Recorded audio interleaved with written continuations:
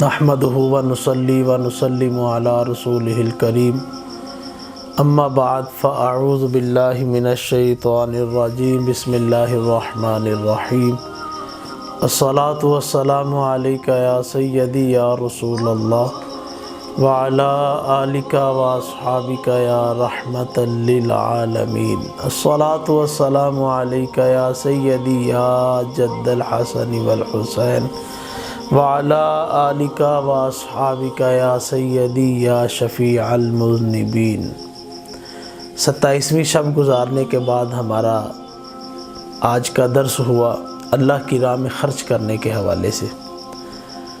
تو انجم بھائی نے صدقہ فطر کے متعلق سوال کیا، تو اس کا جو مفہوم اور خلاصہ ہے یہ آسان الفاظ کے اندر میں بیان کر دیتا ہوں۔ سب سے پہلے یہ ذہن میں رکھیں کہ صدقہ فطر کیوں دیا جاتا ہے۔ ابن ماجہ شریف کی روایت ہے، حضرت عبداللہ ابن عباس سے مروی ہے، آپ ارشاد فرماتے ہیں کہ حضور علیہ السلام نے ارشاد فرمایا کہ صدقہ فطر اس لیے ادا کیا جاتا ہے کہ روزے میں بعض اوقات کمی بیشی ہو جاتی ہے۔ کمی بیشی سے مراد یہ ہے کہ ہم اس کی روحانیت کو نہیں پا پاتے، یا پھر جو ہے وہ روحانیت حاصل نہیں کر سکتے، لغویات ہو جاتی ہیں، فضول کام اور فضول باتیں ہو جاتی ہیں، تو اس کمی بیشی کو پورا کرنے کے لیے صدقہ فطر ہے۔ اور اسی کے ساتھ ساتھ بیان کیا گیا کہ صدقہ فطر جو ہے وہ اس لیے بھی دیا جاتا ہے کہ یتامہ اور مساکین کو کھانا کھلایا جائے، یتامہ اور مساکین کے اوپر جو ہے وہ خرچ کیا جائے۔ اچھا، ایک تو یہ مقصد ہو گیا صدقہ فطر کا کہ یتامہ مساکین ان پر جو ہے وہ خرچ کیا جائے، ان کو اپنی خوشیوں میں شامل کیا جائے، روزوں میں کمی بیشی ہوئی تو اس کو پورا کیا جائے۔ اچھا، اس کے ساتھ ساتھ یہ ذہن نشین کیا جائے کہ صدقہ فطر جو ہے وہ کس چیز کا ادا کرنا ہے۔ اچھا، گندم کے اعتبار سے بھی صدقہ فطر کی مقدار ہے، جو کے اعتبار سے بھی ہے، کھجور کے اعتبار سے بھی ہے، عجوہ کھجور کے اعتبار سے بھی ہے۔ حضور علیہ السلام نے ان اجناس کے اعتبار سے صدقہ فطر جو ہے وہ ادا کیا۔ اب گندم کے اعتبار سے اگر قیمت کا اندازہ لگایا جائے تو 240 روپے 2025 کے اندر جو نکالا گیا ہے فگر صدقہ فطر کا، تو وہ گندم کے اعتبار سے 240 روپے ہے۔ اچھا، جو کے اعتبار سے ایک بندے کا صدقہ فطر 700 روپے ہے۔ سادہ کھجور کے اعتبار سے اگر صدقہ فطر کا حساب لگایا جائے تو ایک بندے کا صدقہ فطر 6000 روپے ہے۔ اور اگر عجوہ کھجور جو عمدہ ہے اس کا حساب لگایا جائے تو ایک بندے کا صدقہ فطر جو ہے وہ 19000 روپے ہے۔ تو یہ 3-4 اجناس کی کیٹاگریز ہیں جن کے اعتبار سے آپ نے صدقہ فطر ادا کرنا ہے، گندم کے اعتبار سے،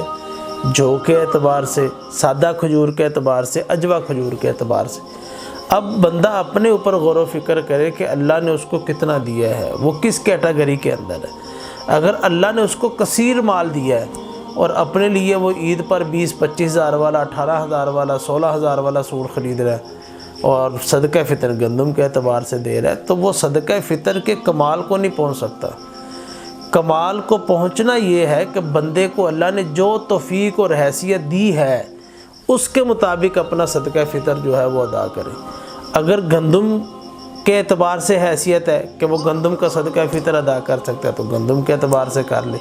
جو کا کر سکتا ہے تو جو کے اعتبار سے صدقہ فطر ادا کر لے۔ اللہ نے مال دیا ہے، راہ خدا میں خرچ کرنے کا جذبہ ہے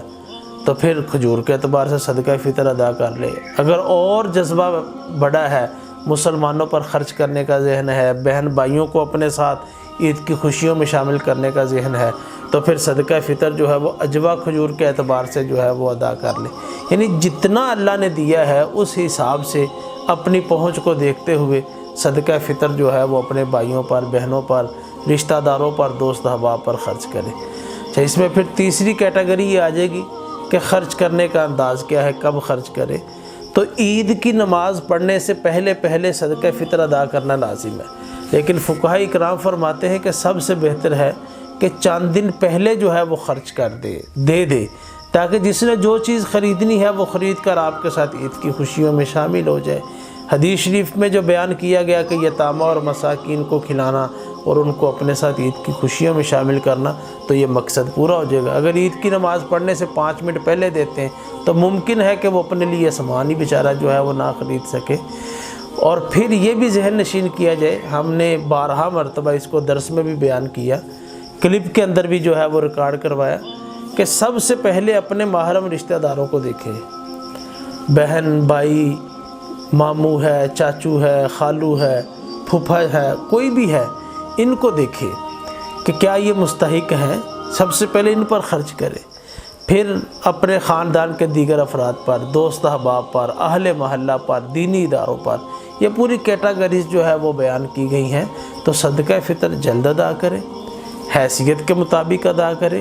اور پہلے اپنے قریبیوں کے اوپر جو ہے وہ غور و فکر کرے، ان پہ خرچ کرے، اور اس کے بعد پھر اپنے خاندان میں، پھر اپنے دوست احباب میں، اہل محلہ میں، اور پھر دینی اداروں کے اندر جا کر جو ہے وہ خرچ کرے۔ اللہ پاک اپنی راہ میں کثرت سے خرچ کرتے رہنے کی توفیق نصیب فرمائے۔